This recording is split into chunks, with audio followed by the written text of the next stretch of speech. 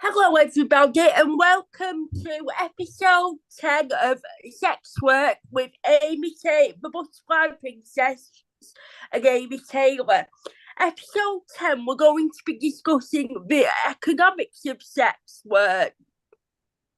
So, we're going to be discussing supply, demand, and regulation. We're going to be analysing the economic factors driving the sex work industry, including the roles of supply, demand, and regulation.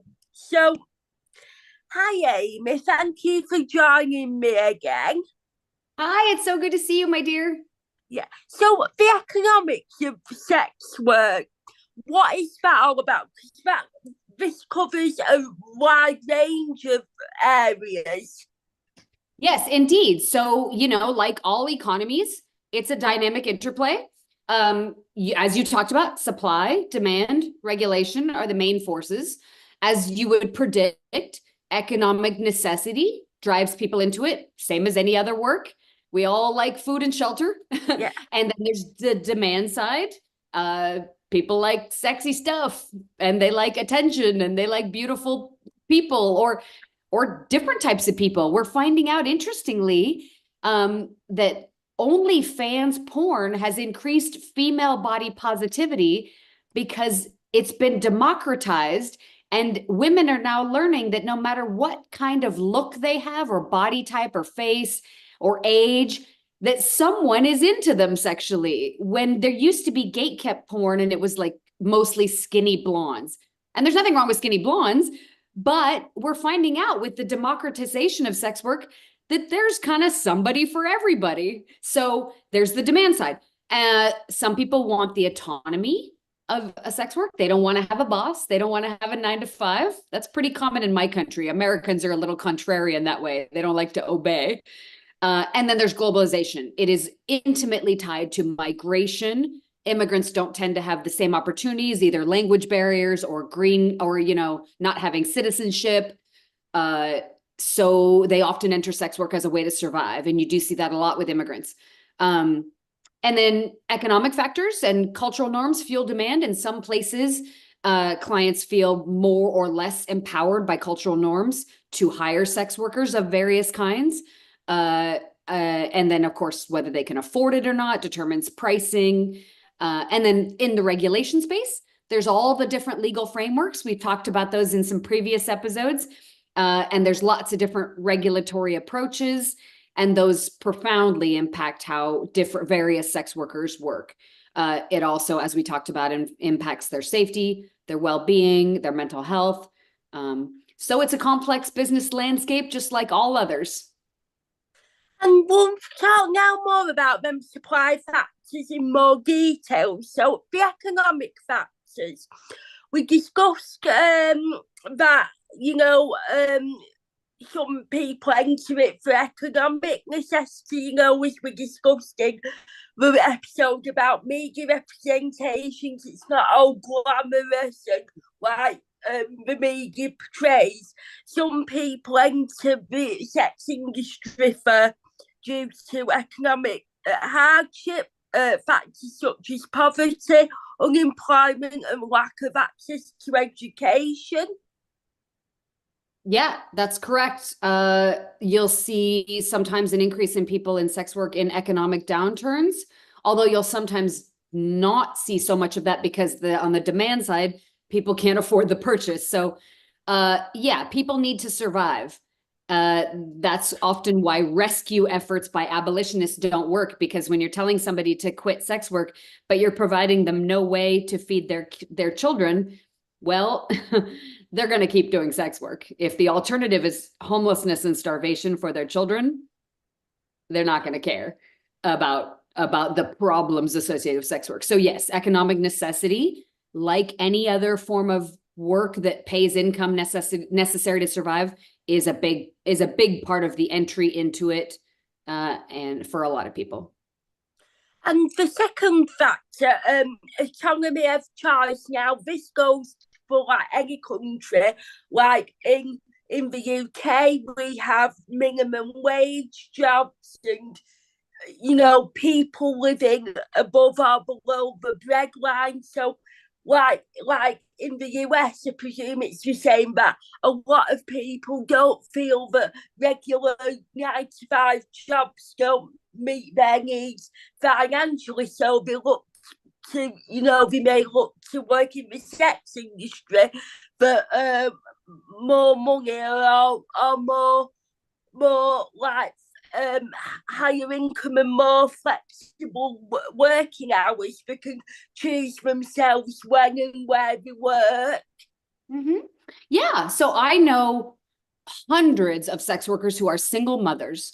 The father of their children is either absent or very bad. And these women have chosen sex work, whether they like it or not is sort of irrelevant. They're doing the best they can, but they make what a surgeon makes, and they work 8 hours a week. And so their child is in private school. They can be a present mother because they're home much more, and they make a higher income than they could doing anything else.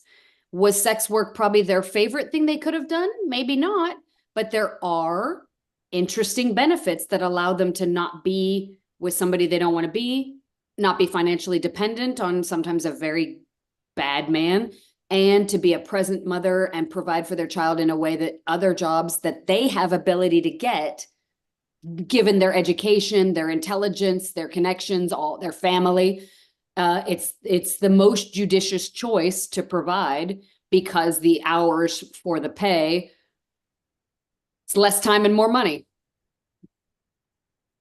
And another one is globalization and migration. Now, that relates to a lot of migration, as we've discussed, a lot of other people coming in from other countries, coming into the UK, coming into the US, from like other countries where perhaps the economy isn't as strong and there isn't as many opportunities career-wise, and they enter into the sex work industry for a more stability.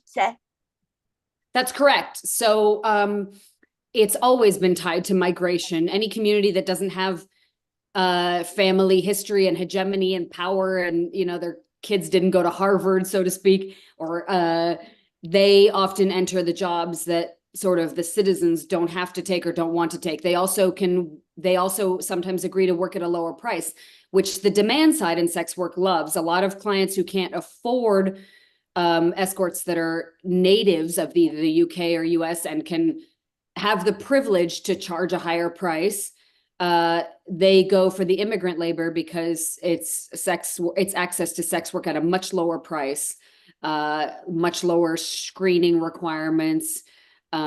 Basically, it's McDonald's versus a Michelin restaurant. I'm not saying the immigrant labor is worse. Often they're lovely people doing a good job, but immigrants have often migrated to a country and kind of undercut doing the work, working harder for lower wages, because they're new to a country and they need to establish themselves and survive. And that's as true in sex work as it is in any other kind of labor.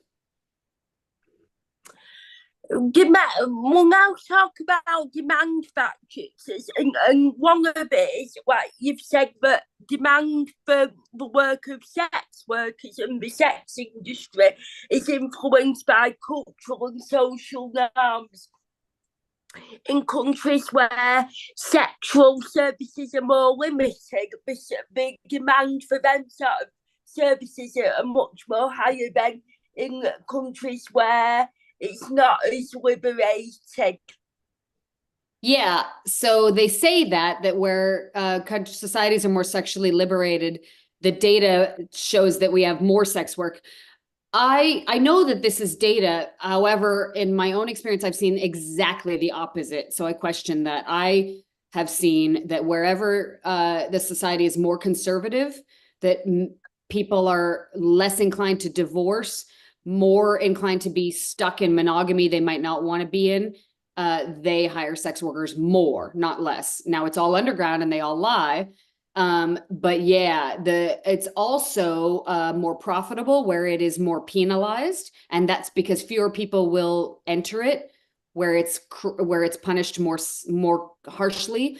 And so those who are willing to be in it basically can charge more because they have more leverage because they don't have much competition and the demand is still there. So we joke in high-end sex work that all of our clients in America are conservative, Republican, right-wing, Christian, religious guys that are married. And they all lie, and they specifically seek out sex workers, and I mean online and off, and strip clubs and dominatrixes and all of it, because they are more controlled and coerced to stay stuck in monogamous relationships, and which is unnatural to the overwhelming majority of human beings.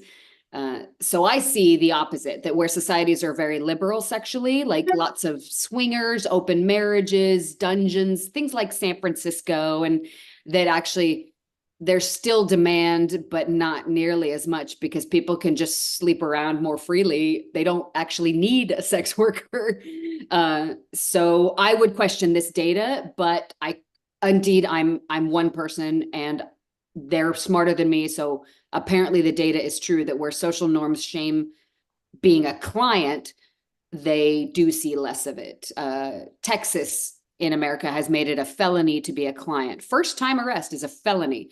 I have seen zero decrease in demand, zero. And in fact, it's pushed it underground into these chica bars, which the front is a bar and the back is a underground brothel. If they know you and trust you, they let you in, but not till they trust you. So it's all underground, all illegal. And I've actually seen an explosion of that now that being a client is a felony, and it's all underground now. So I don't know about this data, but they claim that cultural norms affected. And another thing that plays a major factor in all of this is tourism and urbanism. I mean, we discussed I think it was in episode 2 about the cultural attitudes of different countries. Now, a lot of them countries that we talked about in episode 2, like the Thailand, the Netherlands, they're just 2 examples. But they are countries, they are areas that attract a lot of tourists, whether it be inbound or international tourists. So them countries are going to have a more higher demand for sex workers in the sex industry. Correct. So business travel was, of course, intimately linked with the use of sex workers, strippers and dungeons and escorts and all this stuff, because men were away from home on business alone. That's where they hired sex worker. I think that's why for all of human history, men have loved a business trip, because they basically could get away and go have fun. It was the third rail of a business trip, was that you were able to engage in sex work. So big cities where there's conventions and meetings, yes, there's a lot of sex work. Also, there's anonymity there, so you are less likely to be discovered, although that's not really true. You're on now with camera phones in the last 15 years, you're on camera everywhere you go. So there is no more anonymity, zero, not in a hotel lobby, not in a restaurant, not on the street. Anonymity is over. Yeah, in small towns, you might see more of a sugar baby thing where a guy will get a girlfriend and put her up in an apartment because there's not the anonymity of like a business trip and a big city. But in terms of urbanization fueling demand, well, those absolute numbers are simply because urban places have more people. And where there's more people, there's more sex work. So per capita, if you adjust for population, I think there's the same amount of shenanigans going on in small towns as there is in big cities. It's just simply that big cities have more people. And what are some of the legal frameworks and the regulations surrounding all this economic side of the sex industry? Well, you and I have talked about the sort of 3 majors: decriminalization, which is what we want; criminalization, which is what we have in a lot of the world, disaster, we've talked about it; and then that partial criminalization, the Nordic model that we've talked about in previous episodes. These each have different economic impacts, of course. Where it's legal and regulated, we're part of the formal economy. We can bank, we can pay taxes more fully, although dirty secret, we're already paying taxes and getting no rights. But we can be more part of the regular economy. There are labor laws. There was a client who reversed payment in New Zealand, and the escort was able to sue him and win and get paid because she's a worker that got ripped off, right? Just like anything else. So there's health regulation, normal declaring of contributing to retirement funds, and in my country, Social Security, and your country's commensurate program. So that can all improve working conditions. But as we've talked about, it can subject it to bureaucratic control, lists that can track you forever and stigmatize you forever, even after you retire. There's a database that you were a sex worker that can bring harm. So where it's legal, it's not perfect. I would argue it's far better. Criminalization, we've also talked about, that pushes our work underground, as I've talked about. It thrives underground. Really bad people become powerful in it, like the pimp who tried to kill me that I've talked about. It increases violence, exploitation, disease, risk. We can't get health services, so sex workers spread more disease.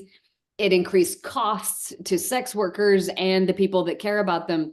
And navigating and mitigating the risks and the stigma from criminalization increase negative outcomes in mental health.